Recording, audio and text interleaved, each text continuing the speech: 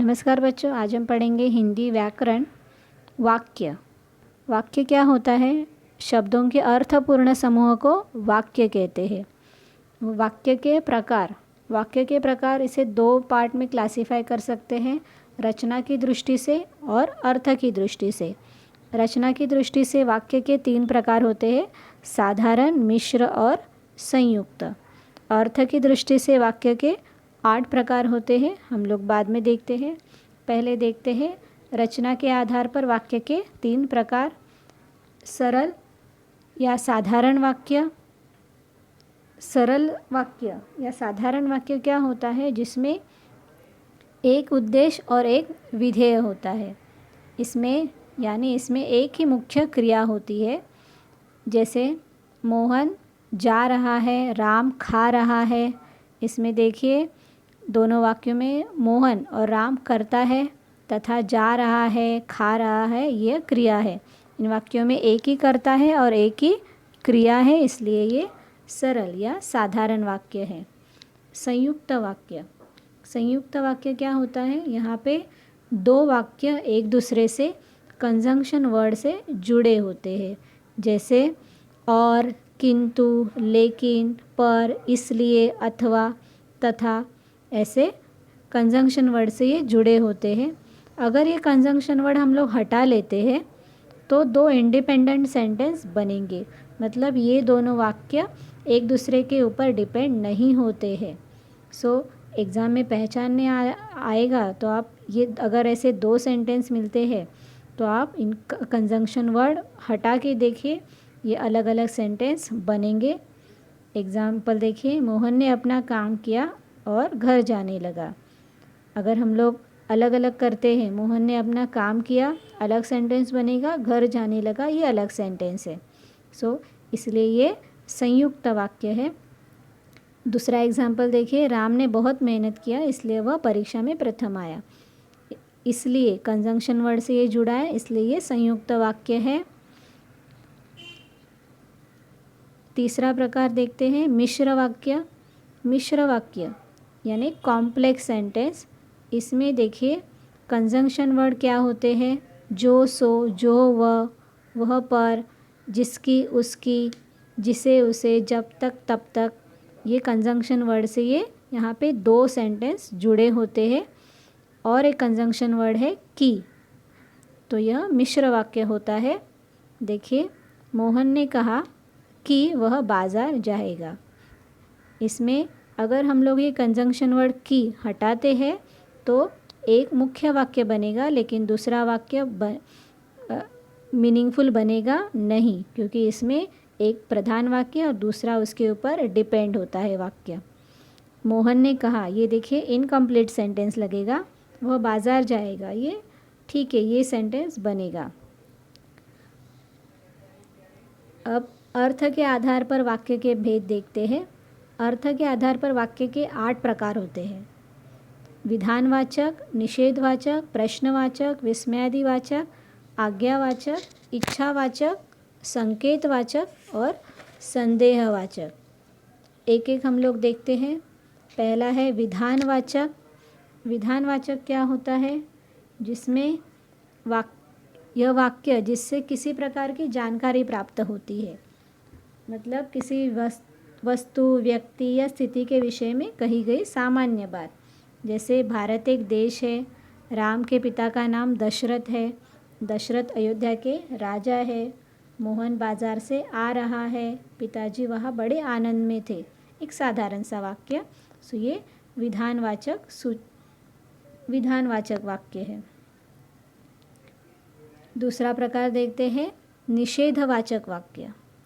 जिन वाक्यों से कार्य न होने का भाव प्रकट होता है या निषेध प्रकट होता है उसे निषेधवाचक वाक्य कहते हैं। मैंने दूध नहीं पिया, मैंने खाना नहीं खाया, तुम नौकरी नहीं कर सके, मैं पढ़ाई नहीं करता। जहाँ पे नहीं या नकारात्मक से वाक्य रहेगा उसे निषेधवाचक वाक्य कहते हैं। प्रश्नवाचक वाक्य, जिसमें इन वाक्यों में प्रश्न पूछे जाने का बोध होता है, उसे प्रश्नवाचक वाक्य कहते हैं। उदाहरण, भारत क्या है, राम के पिता कौन है, दशरथ कहाँ के राजा थे, आप क्यों झगड़ते हो। जहाँ क्वेश्चन है वो प्रश्नवाचक वाक्य, इंट्रोगेटिव सेंटेंस। देन आज्ञावाचक वाक्य, जिन वाक्यों में आदेश, आज्ञा, इसका बोध होता है, किसी प्रकार की आज्ञा दी जाती है या प्रार्थना की जाती है, वह आज्ञावाचक वाक्य कहलाता है। उदाहरण देखिए, बैठो, बैठिए, कृपया बैठ जाइए, शांत रहो, कृपया शांति बनाए रखे, यहाँ मत थूकिए, तुम गाओ। ये सारे आज्ञावाचक वाक्य है। इसके बाद विस्मयवाचक या विस्मयादिवाचक वाक्य, इसे हम लोग विस्मयवाचक भी कह सकते हैं। विस्मयवाचक यानी एक्सक्लेमेटरी सेंटेंस। आपको पता है एक्सक्लेमेटरी सेंटेंस क्या होता है, जहाँ पे आश्चर्य, हर्ष, घृणा, शोक आदि भावों को प्रकट किया जाता है। हमेशा एक्सक्लेमेटरी वर्ड हो ज़रूरी नहीं है।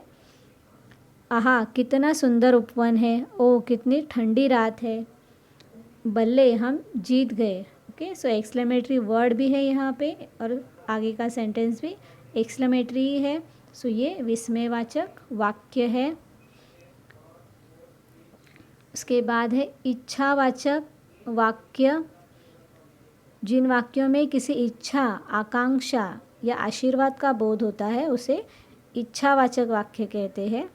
भगवान तुम्हें दीर्घायु करे, नववर्ष मंगलमय हो, प्रभु हर काम में आपकी सहायता करे, तुम अपने उद्देश्य में सफल रहो, वे अवश्य चाहते थे कि मैं उर्दू फारसी में लिख सकूं। ये सारे इच्छावाचक वाक्य है जिसमें कोई इच्छा प्रकट की होती है। इसके बाद है संकेतवाचक वाक्य। जिस वाक्य में एक काम का होना दूसरे पर निर्भर होता है उसे संकेतवाचक वाक्य कहते हैं। देखिए, यदि तुम गाओगे तो मैं भी गाऊंगा, जब तुम चलोगे तो हम भी चलेंगे, जब तक शोर होगा नींद नहीं आएगी।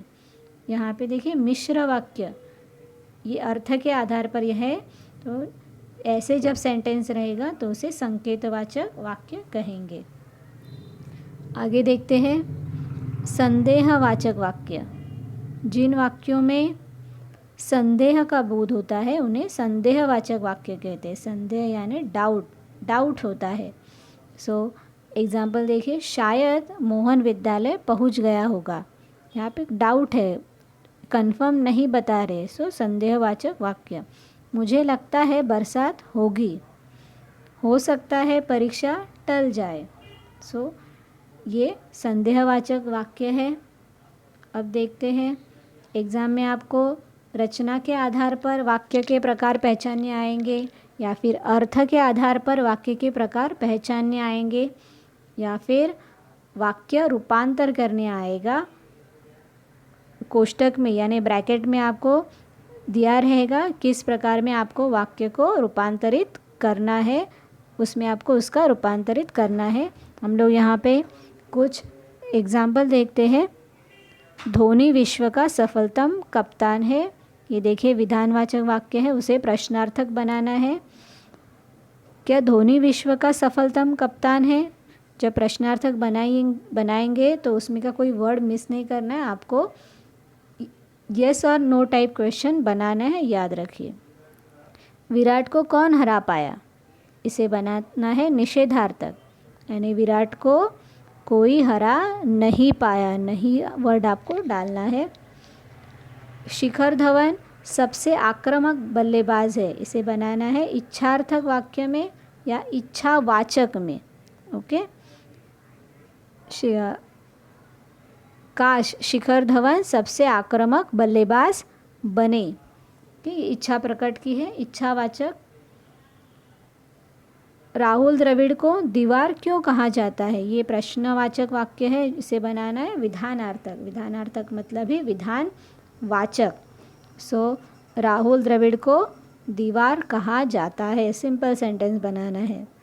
धोनी ने बहुत ज़बरदस्त छक्का मारा, अब इसे बनाना है विस्मयवाचक, यहाँ पे विस्मयादि बोधक दिया है, विस्मयवाचक भी लिखेंगे चलता है।